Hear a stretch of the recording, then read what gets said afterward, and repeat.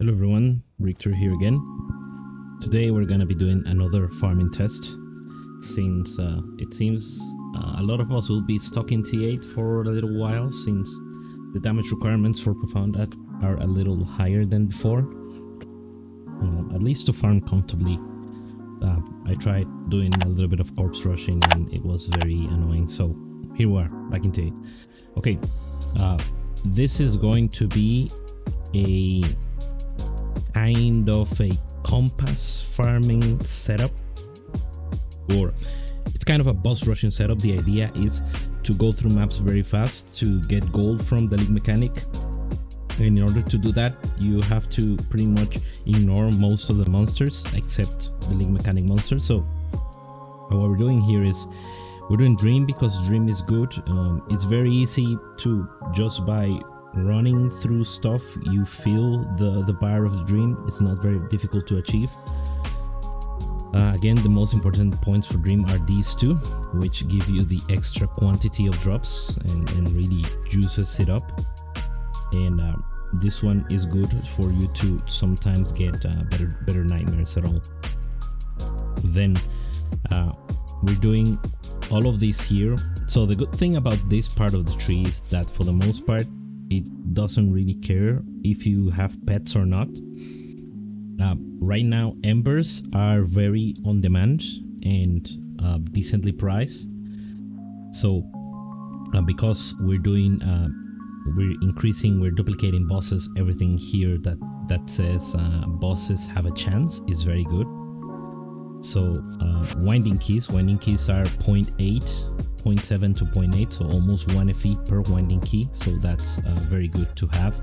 And if you duplicate the boss and you drop this, then you basically drop 2 keys.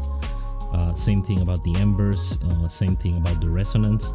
So 50 resonance right now, the price of resonance is 0.11, so if you drop 40, you're basically getting 4 FE worth of resonance every few maps. So I think it's fairly consistent gains. Then what we're doing here is basically getting everything here on Goddess of Hunting to be able to get boss duplication, get boss chances to drop compasses, and this part here for the Plane Watcher items, the Plane Watcher boxes. This point makes it so we don't have to make choices, so it makes it the maps go by very fast. You will see soon. And the final thing that we're doing is compass. Now this I'm doing compass because I have Doro, level 1 Doro, but Doro. Whether or not compass is worth doing with this setup at all without Doro, maybe I can do another video trying it out. Let me know in the comments if you would be interested on that. But for now, the disclaimer is that I have Doro, so the profit from compasses will be heavily skewed by the presence of her. Now, she doesn't proc extremely often, but when she does, it's very noticeable. So there's that. So what we're getting here is Gigantism, chance for the boss to drop 1 additional compass, chance for compasses to become more valuable. We're getting that 3 times here, and this chance for compasses to be replicated once. So this is as much as we can get. I would like to get this to more direction, but I'm lacking a point and I don't think I can remove it from anywhere. One thing that will be extremely good to add here is these 4 points for the extra snow paper. That is also some extra value. And because we're in T8, I have decent damage. I have decent survivability, which means I can take this point for additional drop quantity, and this for additional cards. Arguably, you could take this to save yourself a little money on the compasses if you have even more damage, but at that point you're almost at the point in which you can do Profound, and I think that's much better. So this is the Voidchart. The setup, the compasses we're going to do, it's going to be this. So Familial Aeterna compasses, it's a boss. If you get an Eternal Aeterna, that's a weird thing to say. you basically paid for the whole compass. Let's take a look at that. Game prop, City of Aeterna. No, it's map ticket.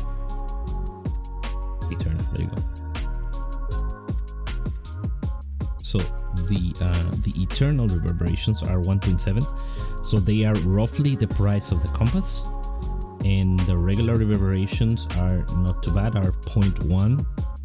That's not huge, but again, the boss gives you the chance of getting an additional, getting more resonance, getting winding keys, and everything can proc from the Eternal boss. So I think it kind of makes sense. It's cheap enough to be worth adding here.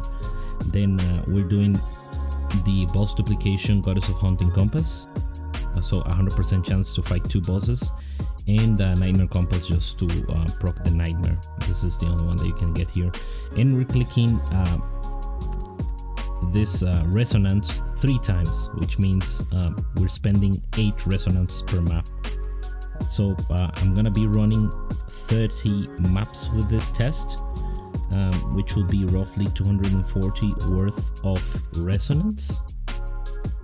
And if we take a look here, this is what I expect to spend in the map. So a total of 300 FE, and here is where we're gonna be tallying up what we get out of the maps. This is in 8.0, so we're not doing 8.1 or 8.2.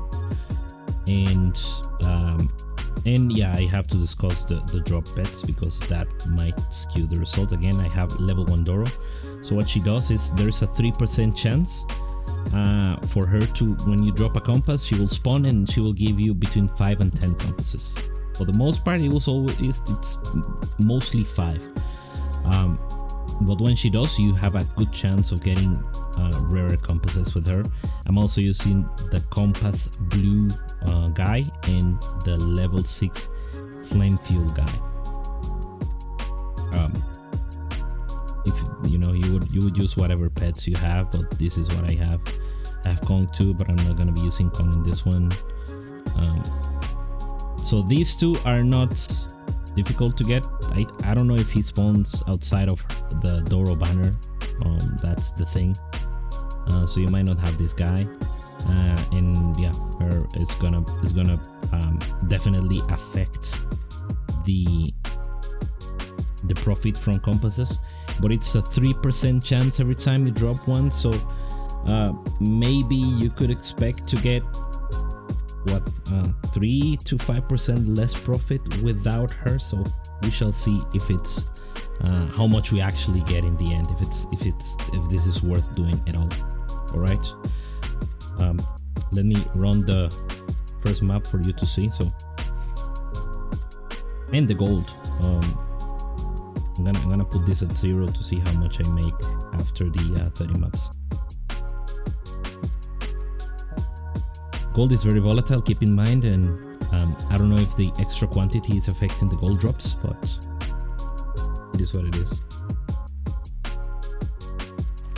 Oh, very important, let me put back the green phantoms. I removed them because the sound of their summoning is very annoying, but once you move, they don't produce the sound at all. Okay, so first you proc the dream, you pick whatever that isn't too trash. Oh yeah, I should have gone for the whim instead. Okay, and we're not gonna spend too much time in any of these monsters. We're just gonna stand here for the league mechanic.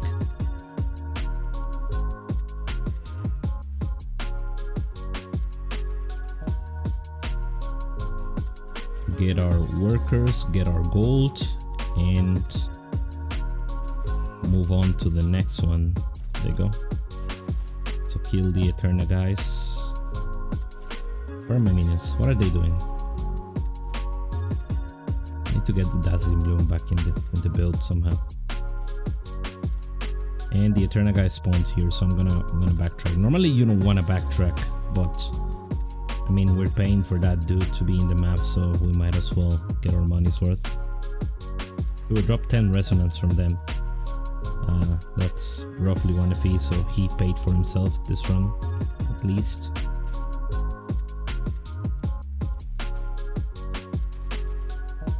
terms of what we're picking up, we're basically picking up whatever the auto pickup does for us.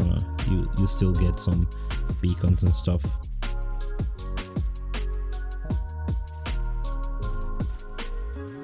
And we kill the boss, and then we move out. We didn't get the dudes to spawn this time around, but that took maybe a minute, and that's what we're going to do. So